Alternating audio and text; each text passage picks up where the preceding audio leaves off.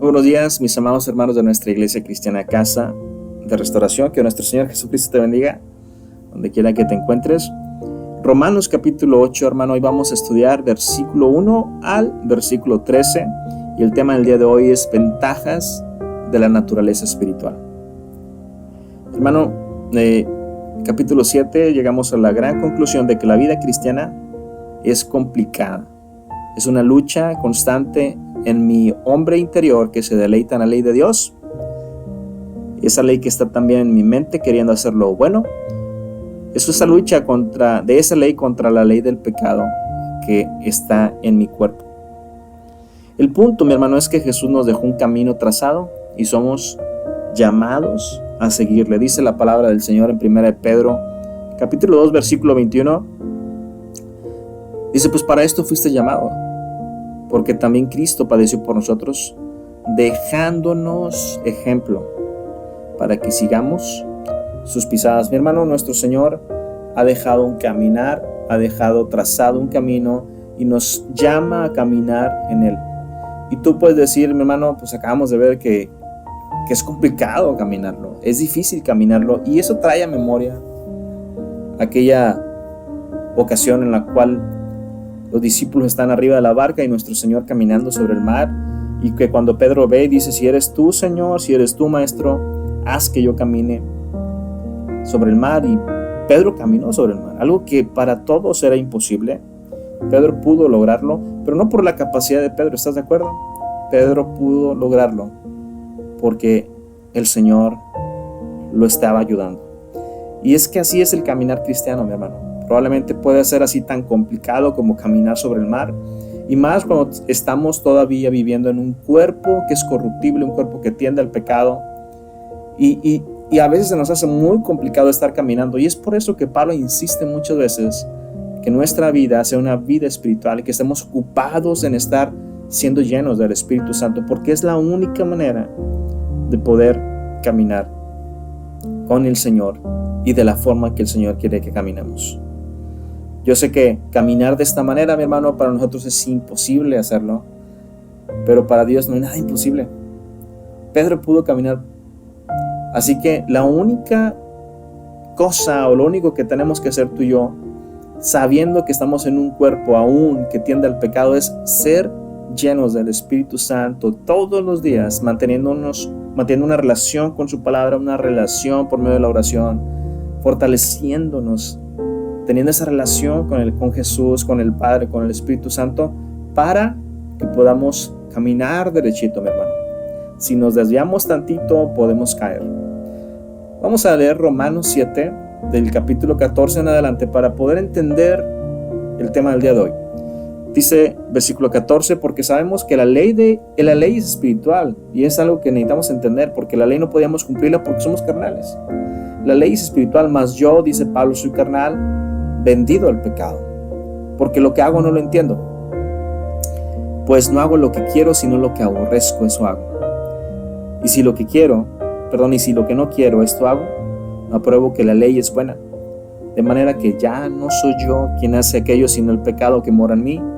Y yo sé que en mí, esto es, en mi carne, no mora el bien, porque el querer el bien está en mí, pero no el hacerlo. Porque no hago el bien que quiero, dice Pablo, sino el mal que no quiero, eso hago. Y si hago lo que no quiero, ya no lo hago yo, sino el pecado que mora en mí. Así que queriendo yo hacer el bien, hallo esta ley que está el mal en mí.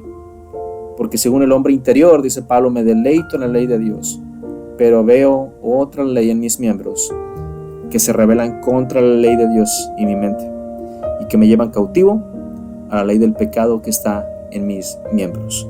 Mi hermano, una vez que ya entiendes lo que Dios ha hecho en tu vida, una vez que has entendido que sin merecerlo el Padre envió a su Hijo para morir por ti y por mí, y que sin merecerlo tú y yo, y por tanta desobediencia que hemos hecho, mi hermano, una vez que lo entiendes y que puedes aceptar ese gran sacrificio que el Señor ha dado, y que por gracia lo podemos aceptar, que solamente es por su gracia, Cuando podemos entender esto, mi hermano, lo único que un cristiano quiere hacer es agradarle al Señor en cada momento, agradarle siempre. Y Pablo dice, yo quiero agradarte, Señor, según mi hombre interior, según mi mente, según mi corazón, que ahora, y según mi espíritu, que ahora vive gracias a ti, porque lo has resucitado, le has dado vida. Queremos agradarte, Señor, pero hallo esto, que hay otra ley en mi cuerpo, que es la ley del pecado, y no siempre puedo hacerlo. Y Pablo dice, versículo 24, miserable de mí, ¿quién me puede librar de este cuerpo de muerte? ¿Quién va a poder librarme de este cuerpo de muerte? Señor, quiero agradarte, pero no puedo. ¿Quién me va a ayudar a esto? Y ahí es donde empieza este capítulo 8. Versículo 1 dice, ahora pues, ninguna condenación hay para los que están en Cristo Jesús. ¿Quiénes son los que están en Cristo Jesús? Bueno, los que no andan conforme a la carne, sino conforme al Espíritu. Porque la ley del Espíritu de vida en Cristo Jesús me ha librado de la ley del pecado y de la muerte. Porque lo que era imposible para la ley, por cuanto era débil en la carne, Dios, enviando a su Hijo en semejanza de carne de pecado, y a causa del pecado, condenó el pecado en la carne.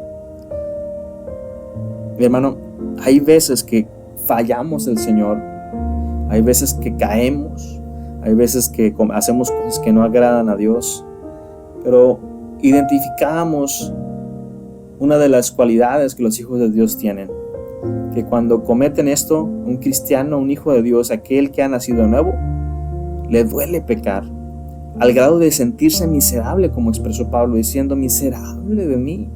Yo quiero, Señor, yo quiero agradarte, quiero hacer siempre lo correcto, pero no puedo. Entonces hay un dolor constante en el corazón del Hijo de Dios cuando no puede seguirle, cuando no puede agradarle.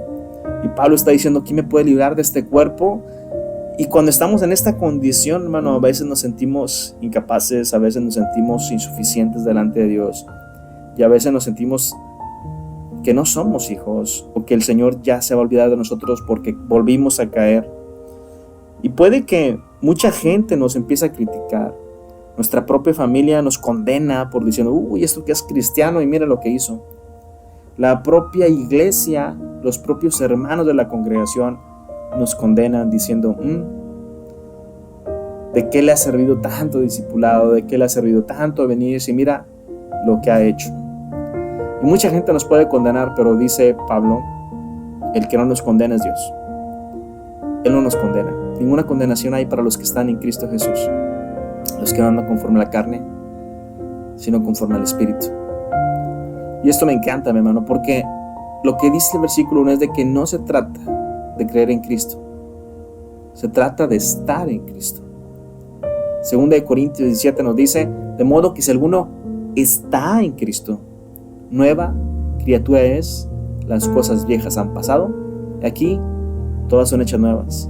¿Cómo sé yo si nací de nuevo? Pues estando en Cristo, mi hermano. ¿Estás en Cristo? ¿No estás en Cristo? Nuevamente, no se trata de creer en Cristo, no se trata de conocerle, no se trata de creer nada más en Él, sino se trata de conocerle, creer y permanecer en Él. Estar en Él. No sé si recuerdas, pero Juan 8, tantas veces lo hemos mencionado, había judíos que ya lo conocían y que ya creían en Él. Dice Juan 8 que había judíos que ya habían creído en Él, mas Jesús les dijo, si vosotros permanecen en mi palabra, seréis verdaderamente mis discípulos y conoceréis la verdad. El punto principal está en permanecer. Y cuando tú permaneces en un lugar, estás en ese lugar. Si tú dices, yo voy a permanecer en mi casa, pues voy a estar en mi casa. Dices, yo voy a permanecer en la iglesia, pues es porque vas a estar en la iglesia. Si tú permaneces en Cristo, en su palabra, estás en Cristo. Y es lo que me gusta de esto, porque no hay ninguna condenación para aquellos que están en Cristo. Para aquellos que están en Cristo Jesús. ¿Quiénes son? Aquellos que sabemos que ya no andan conforme a la carne, sino conforme al Espíritu. Y lo que dice el versículo 2 también está increíble. Porque si ya entendimos es de que Dios o Jesús ha resucitado mi carne, ha resucitado mi espíritu, que es ahora lo espiritual que somos, es esta manera de poder ahora entender que existe Dios, de poder querer agradar a Dios. Mi alma está resucitada, mi espíritu está resucitado, pero seguimos en un cuerpo mortal que tiende al pecado. Entonces, si el cuerpo sigue pecando, ¿cómo es posible que yo esté librando el juicio de Dios? ¿Sí? Y lo que dice el versículo 2, dice, porque la ley del Espíritu de vida en Cristo de Jesús me ha librado de la ley del pecado y de la muerte. Y para poder entender un poquito esto, tenemos que ver algo de física. Yo recuerdo, o lo vimos en la escuela, todos entendemos y sabemos y conocemos que existe la ley de la gravedad. ¿Qué es la ley de la gravedad? Aquella ley, aquella fuerza que hace que todos los objetos sean atraídos al suelo.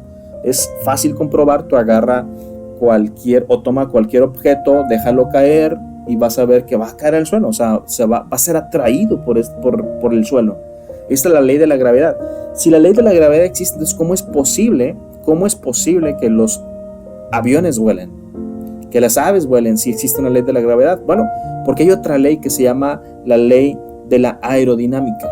Esta ley de la aerodinámica hace que puedan los objetos volar a cierta velocidad, con ciertas características, hacen que esta ley pueda vencer la ley de la gravedad.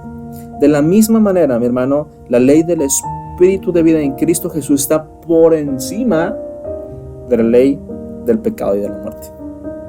Así que tenemos que entenderlo de esta manera, y el versículo 3 dice, porque lo que era imposible para la ley, por cuanto era débil por la carne, Dios, enviando a su Hijo en semejanza de carne y pecado a causa del pecado, condenó el pecado en la carne. ¿Qué era lo que era imposible, mi hermano? O sea, yo no sé si te has puesto a pensar, pero puedes decir en alguna ocasión, Señor, ¿cuál es el objetivo de que no solamente me salvaste, no solamente me diste la salvación, sino que también enviaste tu Espíritu Santo?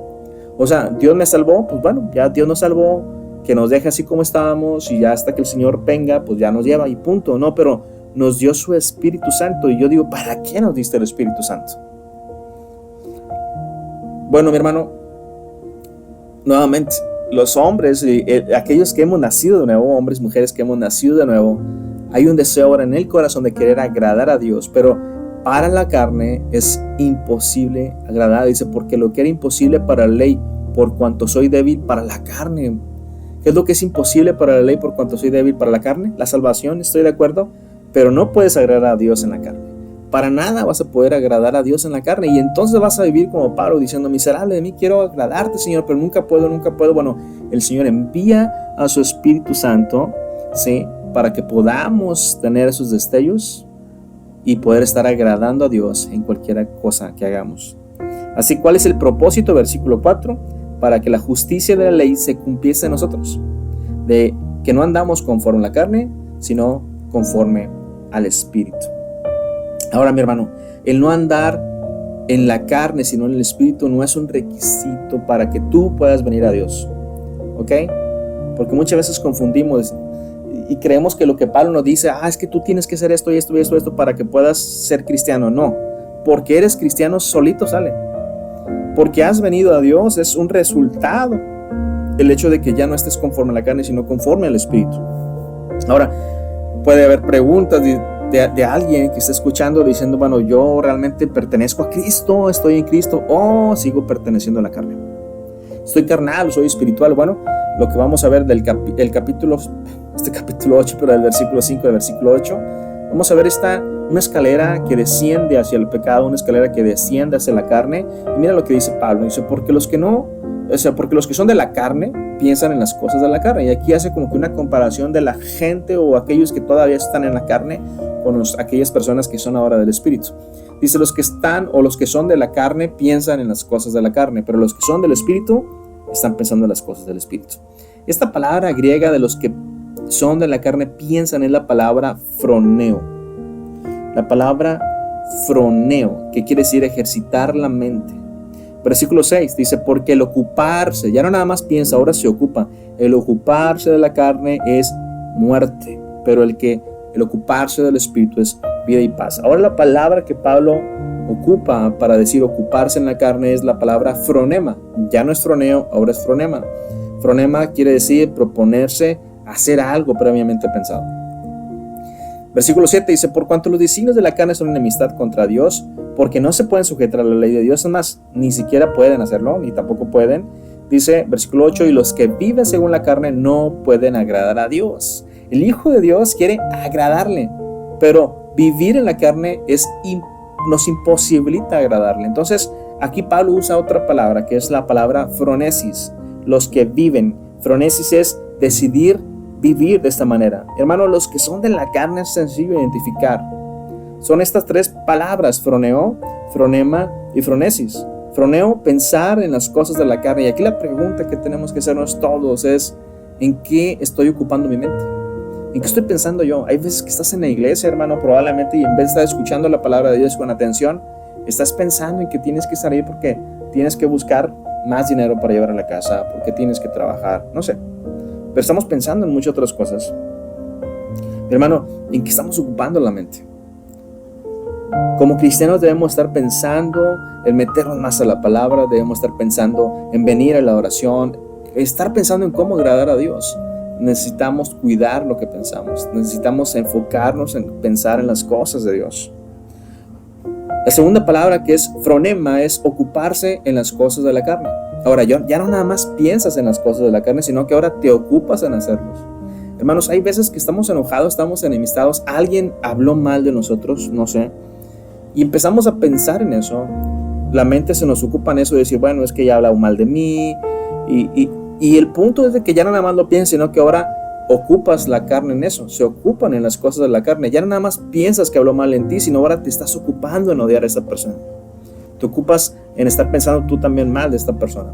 Y por último vemos la palabra phronesis, que es vivir según la carne. Y aquí está interesante porque hay gente que ya no nada más piensa en las cosas de la carne, hay gente que ya no nada más piensa y lo hace, sino que ahora le gusta vivir ahí. Y para eso tenemos un ejemplo como Jesús en el estanque de Betesda, no sé si recuerdas, pero había una persona ahí que estaba siendo paralítico por 38 años. Y Jesús le hace una gran pregunta a él y le dice, ¿quieres ser sano? Es algo lógico porque todos podemos verlo y decir, Señor, pues claro que quiere ser sano, está enfermo. Pero Jesús lo pregunta porque hay gente que se acostumbra a vivir en su miseria. Y es válido, hermano. Esta es una escalera hacia abajo. La conclusión a la que podemos llegar es que los que viven en la carne no pueden agradar a Dios. La carne, mi hermano, nunca va a poder agradar a Dios. Además, levante la mano de aquí, ¿quién quiere agradar a Dios? Yo creo que hay muchas manos levantadas y gloria a Dios por eso, pero ¿te imaginas poder agradar a Dios después de tener una vida tan miserable? Así dice Pablo y dice, wow, ¿cómo es posible que yo, teniendo una vida como la tenía antes, siendo desobediente a Dios, una tendencia al pecado, me salves y ahora me ayudes a agradarte? Eso es increíble.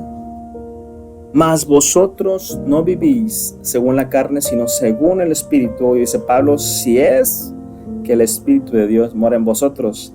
Y si alguno de los que está escuchando esta carta no tiene el Espíritu de Dios, sorry hermano, pero no es del Señor, no es de Él. Versículo 10, pero si Cristo está en vosotros, dice Pablo, el cuerpo en verdad está muerto a causa del pecado, mas el Espíritu vive a causa de la justicia. Y aquí estamos reforzando la idea que teníamos la semana pasada. Dios resucita mi espíritu, un espíritu que estaba muerto, un espíritu que no podía verle siquiera, y Dios resucita mi espíritu con el sacrificio de nuestro Señor. Pero la carne sigue en una tendencia a muerte, una tendencia a morir.